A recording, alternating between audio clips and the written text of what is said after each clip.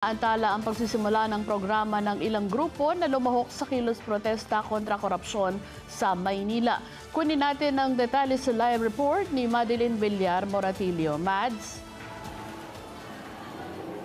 Yes, Weng. Alam mo, kanina yung binabanggit natin na nagsagawa ng kilos protesta sa bahagi ng Luneta, partikular na sa kabaan ng Ross Boulevard sa lungsod ng Maynila ay pagkatapos o makalipas yung pasado alas 12 ng tanghali ay sabay-sabay silang nagmarcha papunta dito sa bahaging ito ng Recto Avenue.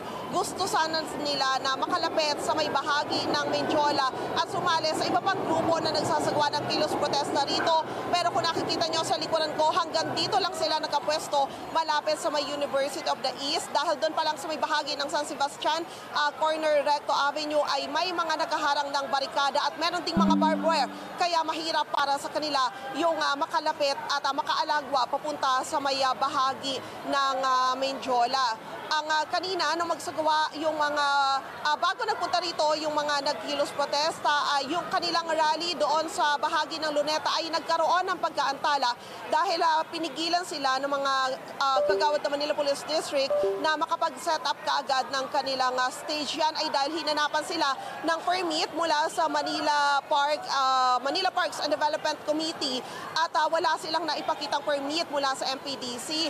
Ang sabi naman ng MPDC, hindi kailangan humingi ng permit sa kanila pagkat hindi naman daw nila sakop yung partikular na bahagi ng Ross Boulevard kung saan ginawa yung kanilang kilos protesta. Yon ay dapat daw na ipagpaalam sa MMDA. Pagkatapos ng ilang pag-uusap kanina ay hinayaan din na makapag-set up na sila at makapagsagawa na ng kilos protesta sa may bahagi ng Luneta. Naging mapayapa yung ginawa naman nilang kilos protesta sa bahagi ng Luneta bago sila nag-disperse pasado alas 12 ng tanghali at magmarcha nga papunta dito sa bahaging ito ng Recto Avenue. Balik sa inyo dyan, Weng. Mads, so hindi matutuloy yung originally programa nila from 6 a.m. to 6 p.m. dyan sa bahagi ng Rizal Park?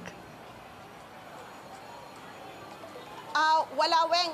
Yung dapat na magiging programa nila kanina doon sa may, actually hindi nga siya Rizal Park doon lang siya sa pagitan nung sa may Kalabaw, yung sa may papuntan ng Quirino Grandstand at saka yung sa may Luneta, yung bahaging yon ng Ross Boulevard, doon lang sila nagsagawa ng kilos protesta. Ang target sana nila ay alas 9 ng umaga hanggang alas 12 ng tanghali. Pero late na silang nakapagsimula kanina, mga pasado alas 10 na rin ng umaga, kung kaya pasado alas 12 ng tanghali ay kusa rin naman silang nag-disperse at sama-sama na nagmarcha papunta dito sa bahaging ito ng Recto Avenue. Mads, sinong grupo ba yung nagtipon dyan sa bahagi ng Luneta? Iba't ibang mga militanteng grupo, Weng. May mga bayan muna, may mga kasama rin na miyembro ng Manibela at iba't ibang mga militanteng grupo na mga grupo ito ng mga kabataan. Yung karamihan ng mga nakita natin na sumali kanina sa bahagi ng Luneta. Mads, nag-cover ka din noong September 21, doon sa unang Baha sa Luneta rally. Gaano mo may kukumpara yung nangyari noong September 21 dito sa araw na to sa dami ng mga taong nakipag-participate?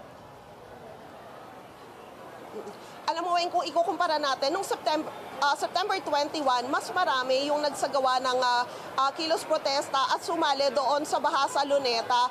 At may mga nakita tayo, ngayon kasi karamihan na nakita natin, mga militanteng grupo, mga grupo ng mga kabataan na nanggaling sa iba't ibang lugar sa Metro Manila.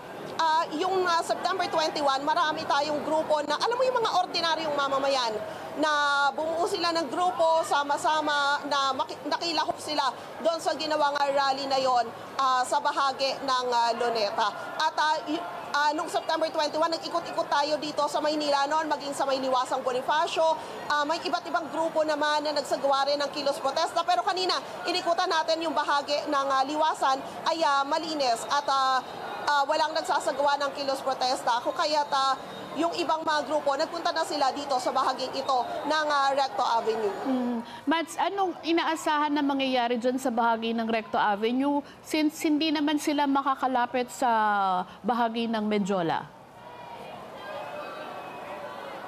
Ayun nga, Weng, ang target talaga sana nila ay makalapit. Pero sa mga oras na to ay nagmamarcha sila papuntang ito sa may bahagi yan ng Nicanor Reyes Street. Mukhang kakanan sila doon sa may papunta ng FEU. Kanina naririnig natin yung mga kabataan na sumisigaw sila ng atras-atras at pinaaatras nila yung kanilang mga kasamahan. Hindi lang natin matiyak, Weng, kung maghahanap ba sila ng ng ibang daanan para makalapit sila papunta dito sa may bahagi ng Mindiola sapagkat yun talaga yung kanilang target. Kasi kung sasabihin mo naman na umaabante yung mga pulis, kanina kasi nung pagdating natin dito, hanggang dito lang sila sa may, kung natatanaw nyo, hanggang sa may Loyola yung kanilang pwesto kanina bago sila umabante papunta ngayon dito sa may bahagi ng Nicanor Reyes.